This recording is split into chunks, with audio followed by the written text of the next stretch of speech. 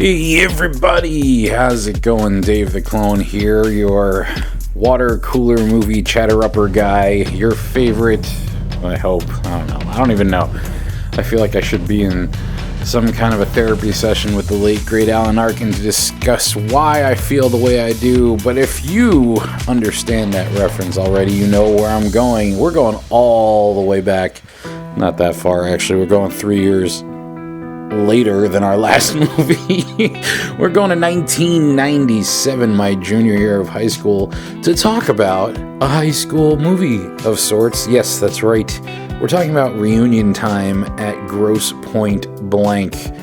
Yeah, I love this movie. It's definitely one of those ones that it's weird, you know, you kind of can go for a while and not even really remember that the movie ever happened, and then you decide, oh man, you know, like you're looking through your DVDs. For anybody from that era who has DVDs, I rented this movie several times on VHS, very highly sensitive magnetic tape. I should Google what VHS stands for. All I know is that it's so old, it's funny, it's one of those things you never expected that you would show it to kids 20 years later and they would be looking at it with the same dumbfounded sort of incredulity that we looked at 8-tracks with as I was growing up. But in any case, the John Cusack Hitman Goes to His High School Reunion movie. Oh man, I don't even know where to begin because this is a big one for me. This one covers a lot of ground in the world of Dave. And I think that any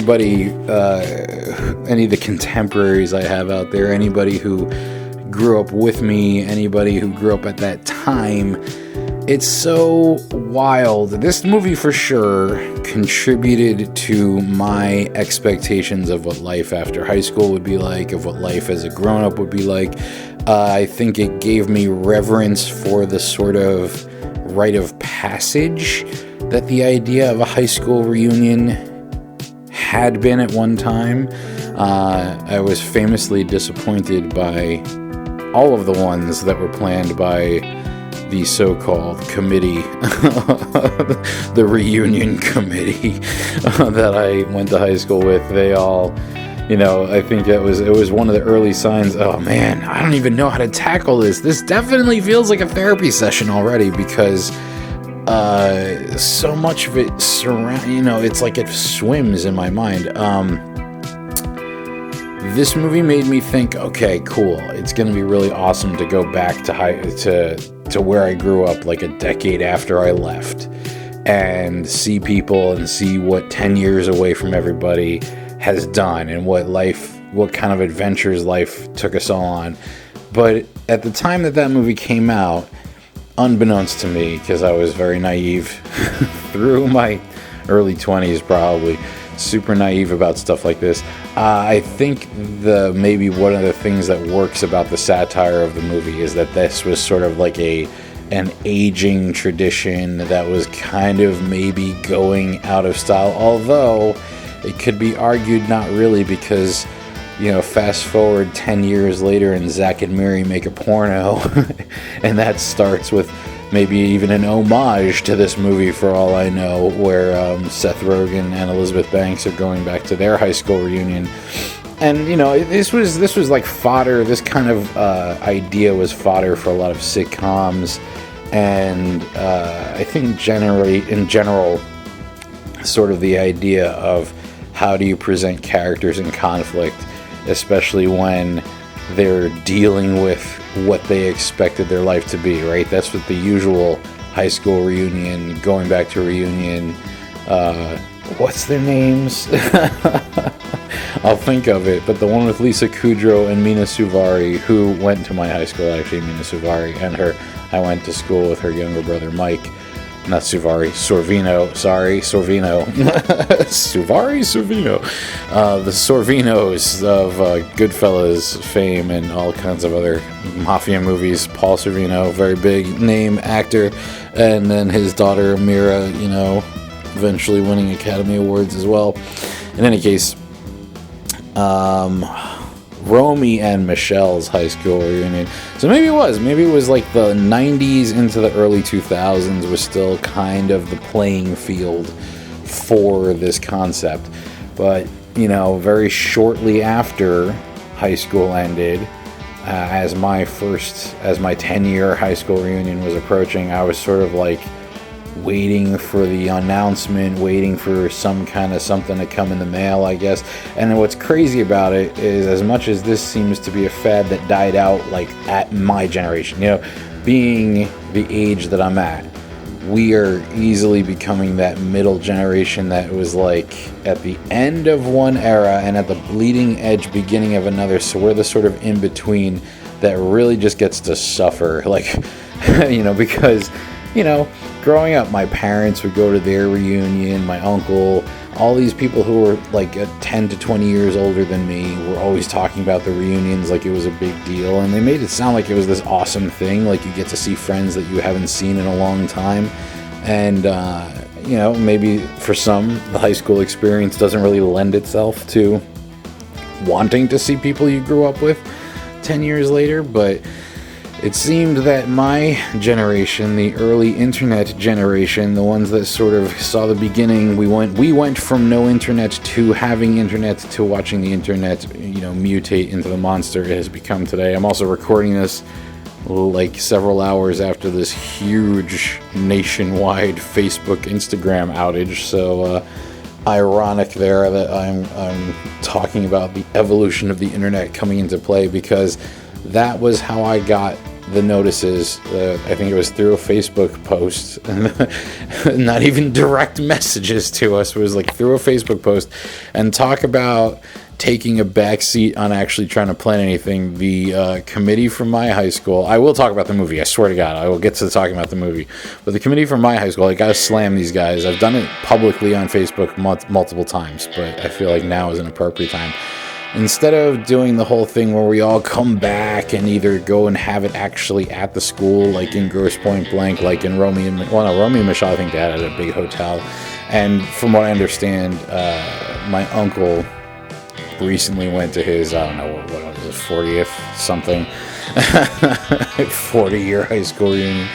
It might have even been more for all I know. No offense, sorry, Uncle Armin.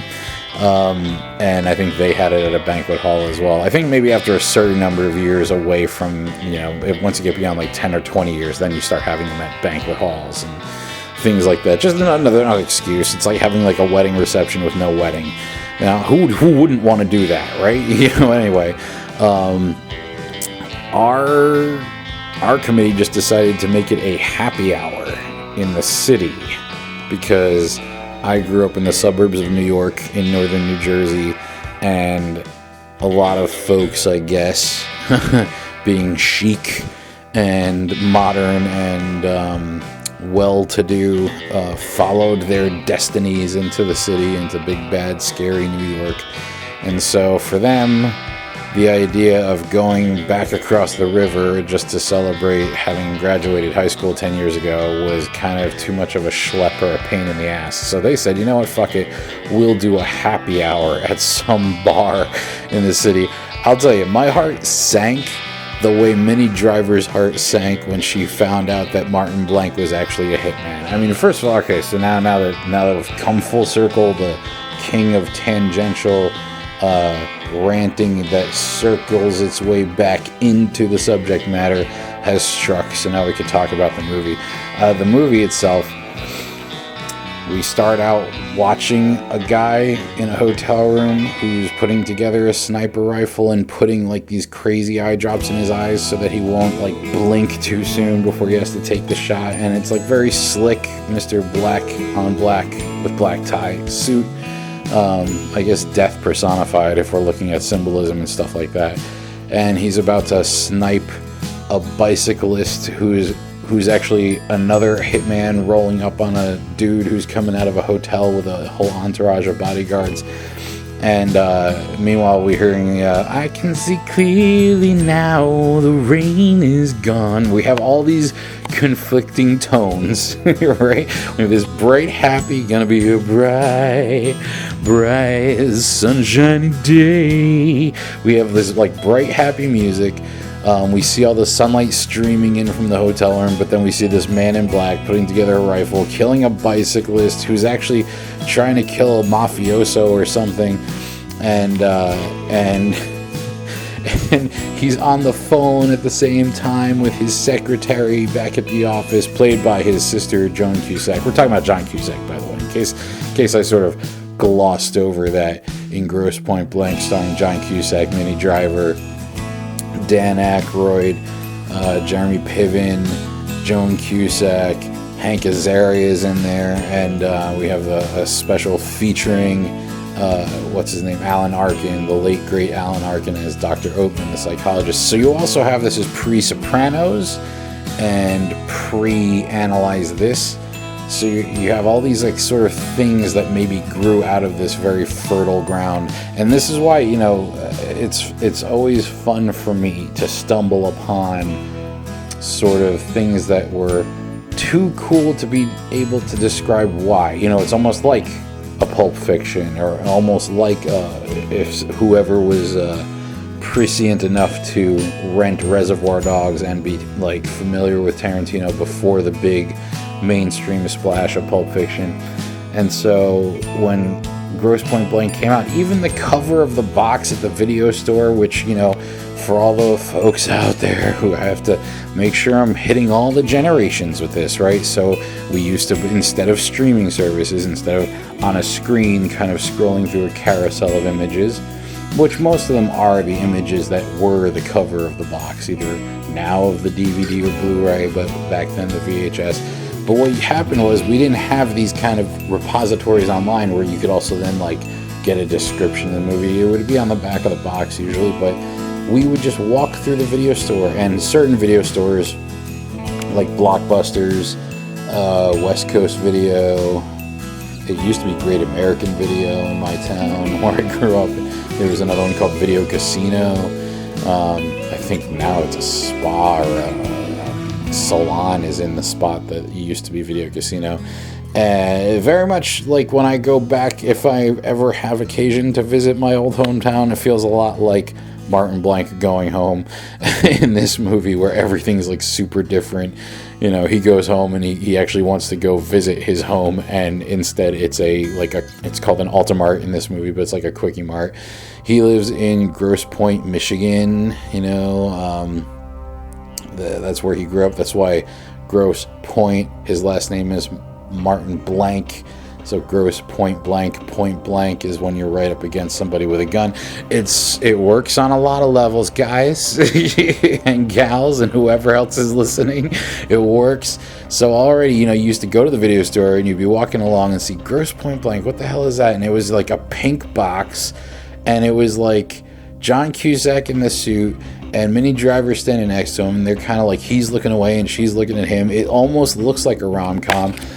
One of the videos I watched on YouTube, and one of the places I may have sourced some footage for the video version of this podcast, which, if I also already did not mention and you're checking us out on YouTube, a little bit late to say this, but smash the like button, hit subscribe, do all the things that the algorithm likes, because that's where we are now. I keep talking about the past. Let's bring it back to the future, this dystopian nightmare that we're all living into. And that's going to come into play as well when I talk about, I guess, the effect this movie had on me. So what it was is a lot of these movies, many of them that I've discussed so far on this podcast, set me up to have a view of what being an adult or being 10 years older than I was at the time that I was watching them would be like. What I didn't realize at the time is that the expectations they were setting were based on the world at that time. So somebody who is going to their 10-year reunion in 1997, who graduated high school in 1987, their world is going to be very different than the world of someone who graduated high school in 1998 and then experienced 9/11 while they were still in college and came back to a world that was like the first cracks in the dome, as the rest of it would then eventually start falling apart over the following decades. And so I think for me, a lot of the time, these movies that I get really excited to talk about on this podcast, and then I go and watch them again, And it's sort of like the nostalgia, the awesome part of the nostalgia hits at the beginning, but then the more I think about it, if I get stuck too much in my own head, it gets to be a little sad, a little depressing, a little bit of that I totally, and I know this is weird because when it's happening, you never expect it to, but when you're young and the people who are older than you are always saying, man, back in my day, you know, and they lament the things that used to bring them joy, the things about life when they were younger and how the world was different when they were younger, how so much of it carried so much less burden and less stress. I mean, thinking about it, I don't even know, you can't even explain to the same folks who are puzzled when you hand them like a cassette tape, an audio cassette, or a VHS, a video cassette, video home something, I don't know. I should Google this while I'm doing it, but I'm not going to. You can Google it. Someone Google it and then email me and tell me what VHS stood for. The idea of what the world was like before there was an internet, or even in the early stages of the internet, when it wasn't what it has become now. You know, I mean, it's ironic, again, that this morning we had a huge outage of Facebook and Instagram, and I killed at least a half hour thinking that my account got hacked and trying to access it, and then after so many tries, I realized something's wrong here. I kept hitting the, forgot password thing, and it said, all right, we're going to email you a code. First it said we're going to text you. First I almost got in and said, all right, we're going to send you a text for two-factor authentication. Now, all the things I'm talking about right this second did not exist when Grosse Pointe Blank came out. These are the kind of thoughts that will start to hit me while I'm watching these movies and trying to prepare for this podcast. It's like, holy shit, I wasted a half an hour today trying to get on to fucking Facebook. And when it wasn't working, the thoughts going through my head were like, oh my God, how am I going to recover from this? The thing that told me about my high school reunion and set me up for what would have been the early signs of how life was going to be nothing but disappointments because of those expectations. Because look, people who clearly didn't have as much reverence for the social rite of passage, social tradition that a high school reunion were in charge of planning it. It's almost like Congress being full of old people who don't understand what the new people want and passing laws that suck. This is political as I'm going to get on this podcast, but the parallels are there.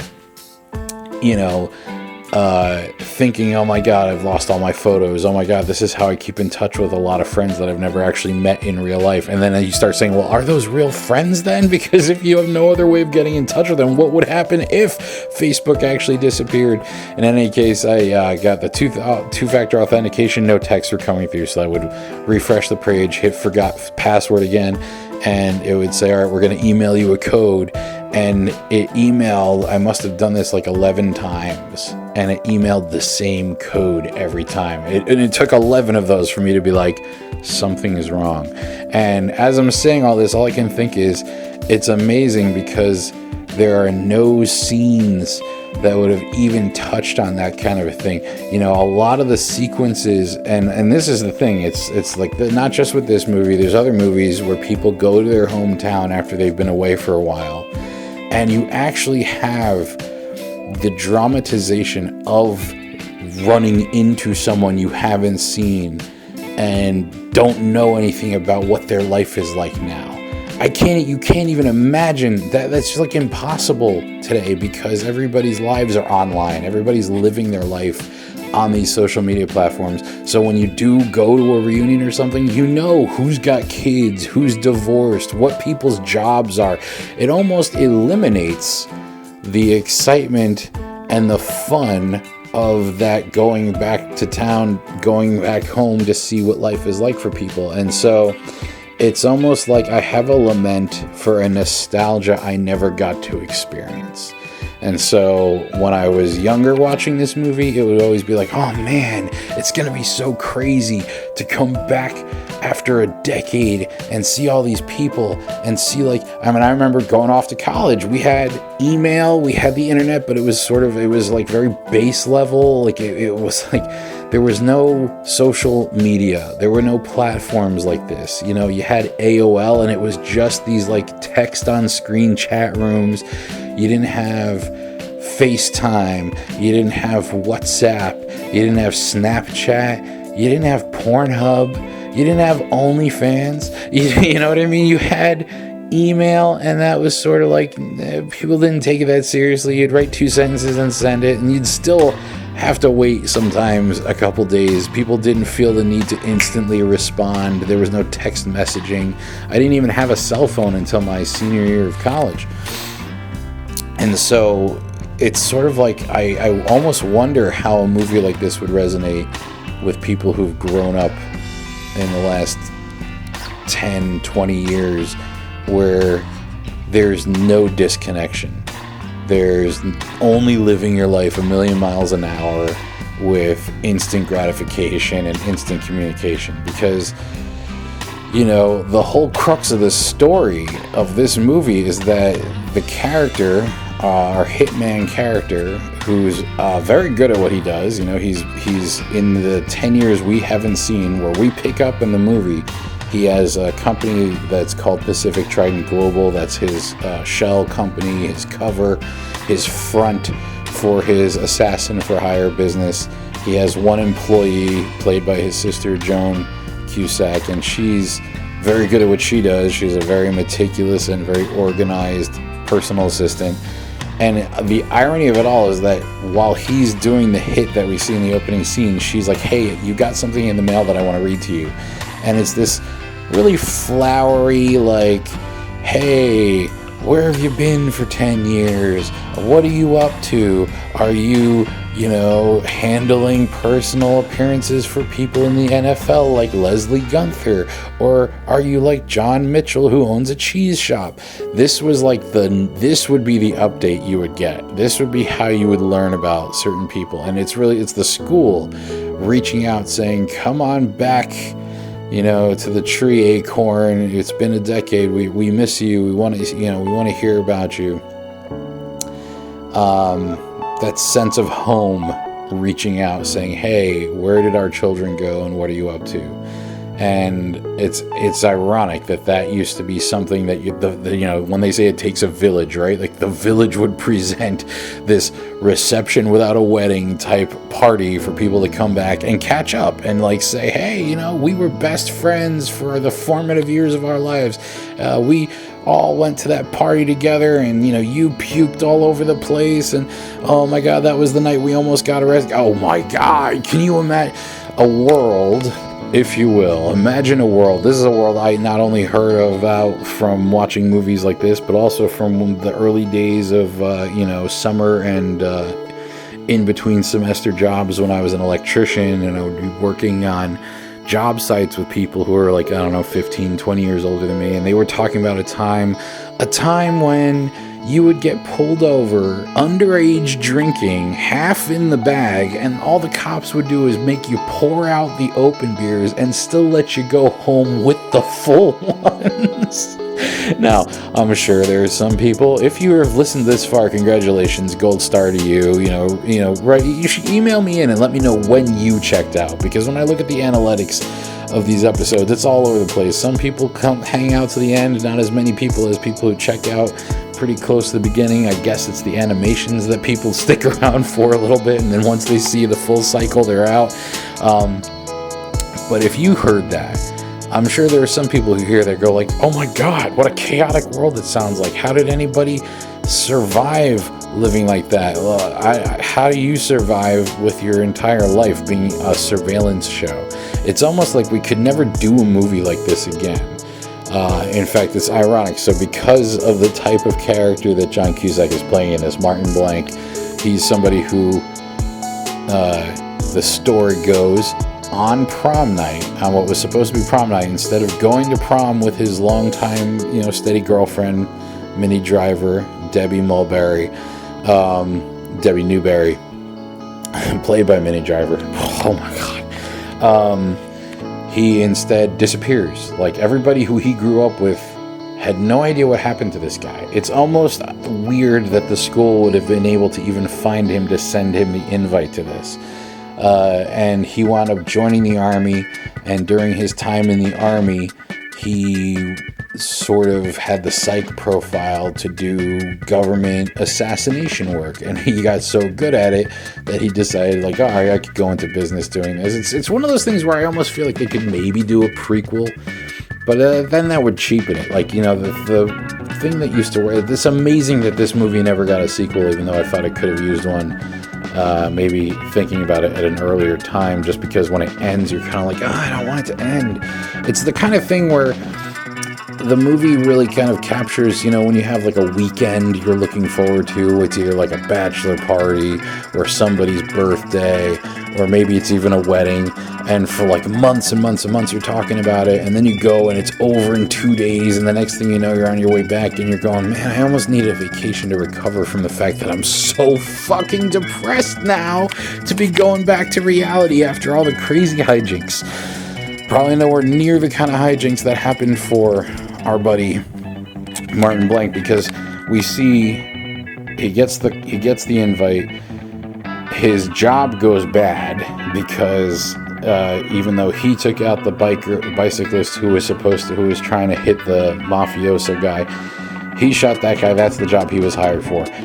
All of a sudden, out of the shadows, Ghostbuster Dan Aykroyd pops up dressed like a doorman at the hotel, and he pulls out 2 revolvers and he wastes everybody. He wastes the guy who the bicyclist was going after and his bodyguards. And so now Martin Blank is a little on the hook, because the people who hired him to protect that guy are like, what the hell? And he goes, well, how did I know? How did I know that there was going to be another hitman, you know? And meanwhile, he knows Dan Aykroyd. We see them have a little bit of a conference, an uneasy truce kind of meeting. They're both people in the same profession, but, you know, everybody's freelance. Everybody's operating on their own accord. And Dan Aykroyd's deal is he wants to start a union, or sort of like a club, where they could kind of do collective bargaining, avoid overlapping jobs.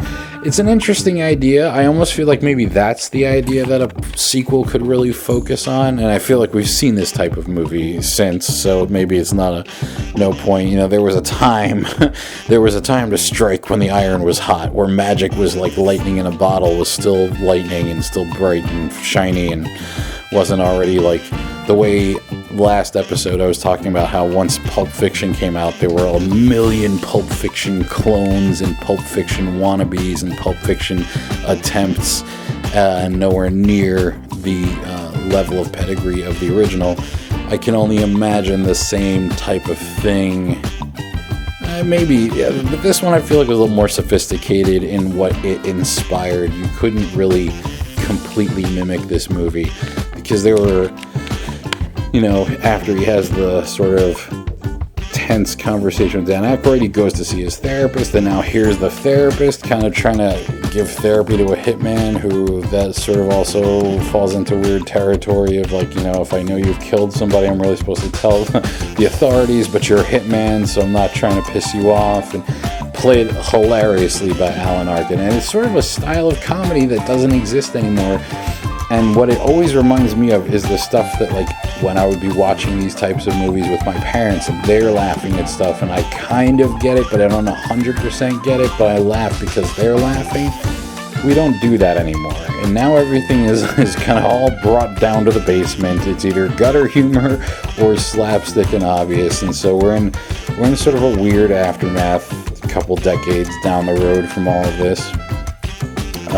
For a little while, you know, they analyze this and the sort of Sopranos, the psychological elements of having an anti-hero having to kind of show their humanity to a psychological professional was pretty interesting and being well done in a lot of places, but it's sort of pretty well-worn territory. You have to really come up with something special these days to stand out, especially when you have these types of origins to compare it to.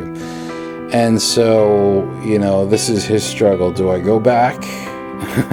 And we find out in therapy that he's actually had a recurring dream about his girlfriend that he left behind for the last 10 years. Every night he dreams about her. So the therapist is like, and his jobs are going bad. Like the second job, we see him attempt to assassinate a guy and have it look like he died in his sleep. Very cool. This really like weird, elaborate, like he got into a hotel room, the room directly above the guy who is his target, and he like opens the floor and he's dropping this like wire down through an air vent, and then he's got this like syringe set up so that he could kind of drip the poison, and it would drip down the wire and would have fallen right into his mouth, and he would have died in his sleep and looked like a heart attack. But he's snoring, and the guy moves, and then instead of going in his mouth, the poison hits his face, and the drop hitting him wakes him up, and then Martin has to run down and blow the dude away before he can get a chance to get away. And now that screwed him up, because the target was supposed to look like he died of a heart attack in his sleep. So the only way now to make amends, he's had 2 jobs go bad, is he has to go back to Detroit, which is right next to Grosse Pointe, right, where his reunion is going to be. So like, the secretary's trying to be like, listen, man, you have a very important client here. They're very pissed off. There's 2 jobs that have gone bad. The gods want you to go back to Detroit, and they want you to delete someone while you're there, and it's so close you could go to your reunion at the same time. So the MacGuffin now becomes he's got the file, and so he's really going for a job, but while he's there, he can wind up going and revisiting his childhood. And I think for his character, as I'm thinking about this out loud, having just watched it, it's kind of like he's trying to see what normal life looks like by running, and he doesn't expect to, but he runs into all of these, he runs into like his good buddy, Paul, who's played by Jeremy Piven, who is a real estate agent. He is actually the one who wound up selling Martin's family's house to the convenience store. There are also these really interesting scenes, like, he left everybody. He didn't stay in touch with his family either. He was sending money home to his mom, yet when he gets there, his mom obviously isn't living in their family home anymore. She's in a mental institution and has sort of lost her mind.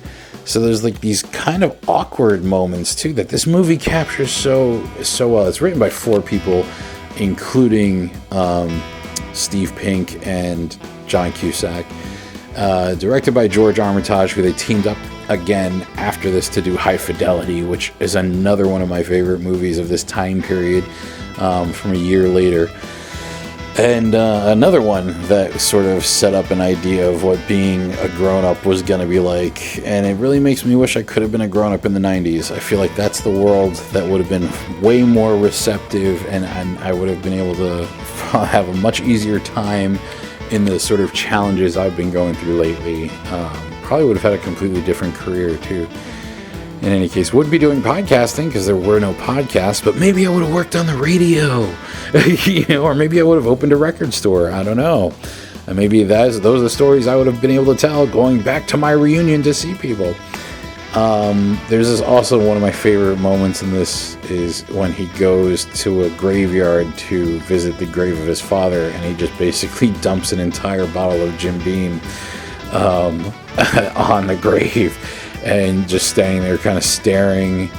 You can tell he's angry, but it's also like he feels a sense of having to pay respect.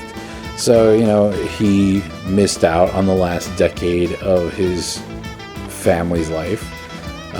His mom only recognizes him for a few moments while he's visiting her. So there's this really it's a dark comedy. It's like a satirical comedy. Apparently one of the reviews I watched on YouTube said that this had been billed as a romantic comedy, and I think that when you look at the cover of the box, you could tell Hollywood didn't know what this was, and it's okay. It was at a time where there was a lot of independent stuff, and this is actually a pretty high-profile independent movie. You got Cudlitz in there from Walking Dead. Abraham from Walking Dead is sort of the bully Bob DiStefano, who has inherited his father's BMW dealership, and shows up to the reunion all tooted on blow and almost wants to get into a fight with Martin. A lot of really interesting. We learn a lot about people without spending too much time. Like, I feel like maybe what might happen with something like this now is it would get pitched as a TV show, and you would have an entire episode dedicated to each of these things, like what happened to Martin's mom, what happened with his dad, what was up with this bully. We'd get an origins. The true art of movie making, especially for a lot of movies that came out in the 90s, was how much story you could tell with moments with characters. Dialogue that wasn't always about what they were talking about, or having a guy just walk up and quietly, no dialogue at all, doesn't talk to the grave, just walks up with a bag that he clearly just went to the store to buy, walks up. As he's walking up, he unscrews the cap, and when he gets to the grave, just starts pouring the whole bottle out. I mean, that stands out as like an impact. And then in the midst too, this movie's full of crazy action. You have the assassination scene at the beginning. There's another hitman in town who's been hired, and so there's this kind of thing. I almost feel like I know there have been people that I've spoken to about this movie in person who didn't understand where all these things, like the origination of some of these story elements. Dan Aykroyd was originally supposed to be the person who was going to kill this person in Detroit, but because now Martin had to make amends with his client, they wound up giving it to him, and Aykroyd's pissed because that was supposed to be his job. So he winds up calling the feds and now has like federal agents following Martin Blank, and they're played by Hank Azaria and another guy whose name I don't know, and for that I truly apologize. Crucify me if you must. And so you kind of have him writing the line of like, you're not supposed to rat people out if you're in that same business, but he did. And he keeps making these kind of references that John Cusack, that Martin Blank doesn't pick up on the first time they interact. And he says, hey, do you like that Pacific Northwest country? And he's always barking like a dog. And apparently there's another job prior to the ones that we got to see on screen go bad, where Martin Blank wound up killing, in the course of doing whatever hit he was hired to do, killing like a prized dog for a powerful mafioso criminal underworld type figure. And so because of that, this other hitman has been put out on him. There's a contract on Martin for revenge for the dead dog. And, once he realizes that that's what's going on, so he's got the FBI after him, he's got the pressure of this job. He hasn't even opened the folder. That's the other thing. And so once he gets back to town, he's on this more of a mission of rediscovering the past that he left behind. His girlfriend Debbie works at the local radio station, and I always thought this was really cool too. The radio station, the building where it is just right on the main strip in town, and there's speakers outside, so if you're walking around you hear the radio. And she not only spins the records, but she kind of does a little bit of talking in between the songs, and so she's doing a full 80s weekend in honor of the reunion that's happening. And he goes to see her, and she kind of publicly humiliates him on the radio, but that doesn't stop him either, and so he's so much more focused on rekindling with her, kind of seeing what life as a normal person is like, but also dodging all these other foes that are now popping up. It's incredible, like how he brought his world back to his old world. He's going to revisit where he came from, and he brought the nightmare of what his life has become back home to roost as well. And so I always thought, I feel like as soon as that he got the job and didn't open the folder right away, I'm like, oh, it's going to turn out to be the girl's dad. Spoiler alert, it does turn out to be the girl's dad, who's like a witness who's going to be testifying in some kind of high-profile case coming up. And so, when you have this kind of a whirlwind brewing and all of these elements, these disparate elements of different versions of your life are spiraling towards each other closer and closer, they all come to a head when he does finally go to the reunion.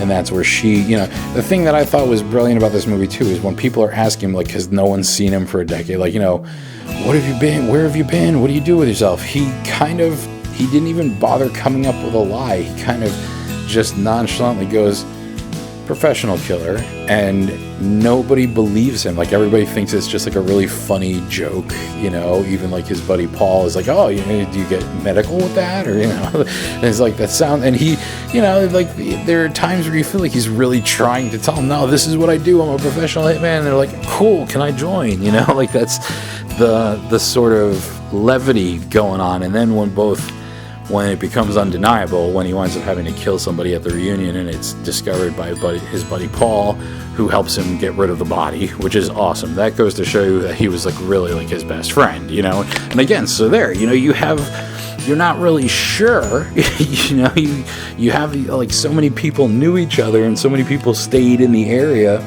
You kind of get a sense that he was a popular guy and he had a lot of friends, but you don't know how good some of these friends were. This guy, Paul, helped him move a body like that with no warning, no questions asked, but then realizes that, okay, Martin was telling the truth. He's a hitman.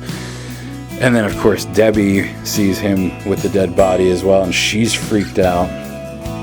And he's trying to figure out a way to reconcile again now with her, but when he thinks that he's lost her for good this time, he finally opens the folder, and oh shit, it turns out he's there to kill her dad. So that's his way in now. He's gonna save the dad, save the cheerleader, save the world, save the dad, save the relationship with the girl. But of course, Dan Aykroyd is trying to kill the dad to do the job for him, and they're gonna bump off Martin. It all comes to it. Brilliant, like really so well paced, well done. Even though I thought that was a little on the nose, like obviously it's gonna be the girl's dad, but still, when it turns out, when that comes to fruition, you're kind of like, yeah, this feels right, it works. This was a movie that set that kind of a tone, and I think several films have tried to do this type of thing, just like with Pulp Fiction, and none of them really hit the way this movie does. This movie is a brilliant piece of filmmaking that has its own sort of vibe that I miss. I really wish we had more stuff like this going on. So I thought it was time to take a shot at Grosse Pointe Blank. Also, because we have John Wick, which is kind of like maybe the dystopian kind of nihilistic response. In fact, if you look at their characters, if you would put their characters next to each other, they dress very similarly. John Cusack was very martial arts heavy in this movie. In fact, if you're a Cusack fan and you know that Lloyd Dobler in Say Anything was taking kickboxing, it's almost like Lloyd Dobler is the freshman version of who Martin Blank became, and we sort of miss the year where he leaves the girl and goes and joins the army. But it's interesting because maybe that was just something that Cusack was into at that time, was getting into martial arts. But there's some really awesome hand-to-hand fighting that happens in this movie. And so because of this, when I was at Dragon Con in 2017, Cusack was there doing a panel. I believe he had just done the show Utopia, or was doing the show Utopia on Amazon Prime. So I got up and asked the question. I got and stood in line to stand up at the microphone at the back of the room and ask the question. I said, so tell me, are Martin Blank and John Wick friends? Do they go to the same tailor? Do they hang out? The whole room erupted in laughter. And he was like, I was like, because, Grosse Pointe Blank was awesome. And he was like, yeah, that was it was really a great concept when that was suggested to us. I really thought it was a very interesting space to play in. And, yeah, I really liked what we did with that. And I'm like, any chance we could ever see more? And he goes, well, I don't know. I haven't seen the other movies, so I can't answer that. And I was like, okay, well, you should check it out. It's awesome. But it really I thought it was just a funny connection I thought I saw there. But when you think about it, John Wick is kind of this nihilistic response, a hitman who we are rooting for. So he's like an anti-hero, except with Wick, it's all depressing. It's like we're actually seeing the shit that Martin Blank talks about and is kind of dealing with in therapy. But in John Wick, it's like it's more of the stoic, just kill everything so that you don't feel the pain anymore. I always thought it would be neat if they could cross their two worlds, and you call it like Blank Check or something like that. And man, maybe they're hunting each other down, and you could have it be like a half comedy, half John Wick. I don't know. Hopefully nobody steals that. If they do, just write me a check, man. Send me some money. In any case, it has been quite the journey and quite the interesting journey. A lot of tangents remembering this movie. And so this one hit home for me. This one set the stage. I'll have to put an asterisk down next to movies that kind of set me up for disappointment for what being a grown-up was going to be like. Obviously, I didn't go join the army and become like a government spook who was murdering people for a decade and then expecting to go back to my high school reunion and have to hide that fact from everybody. But obviously I was expecting to be going to a high school reunion and having these kind of hey, have you been, what have you been up to kind of interactions with people that I didn't realize where I was pretty well kept in touch with and keeping tabs on just from social media. So good job, society. We've done away with something that was kind of an interesting and innocent rite of passage. What can you do? All right, folks, this has been a fun one. I think the damn fine cup of coffee and water cooler cups are now drained, and it's time to get back to what we were doing. So hit me up, Hollow9ine podcast at gmail.com. It's the word hollow, the number 9, INE podcast, all one word, at gmail.com. 15 minutes of movie memory madness. Let me know what you think. Have you seen the movie? Did this resonate with you? Do you have some movies you want me to review or talk about? Or are there movies are you from the same time period that I am? Are you a time traveler looking for a way back? Let's commiserate. So until next time, I will see you at the movies. You've been listening to the Hollow9ine Network, bringing you the very best in fan-made media. That's the word hollow, the number 9, INE. Find the Hollow9ine Network on Facebook. Follow us on Twitter, Instagram, and Snapchat. Rate and review us on iTunes, Stitcher, Google Play, or wherever you find your podcasts. Email us at hollow9podcast@gmail.com. Leave us your feedback. Join in the conversation and be a part of the action. Join in the fun. Hollow9ine.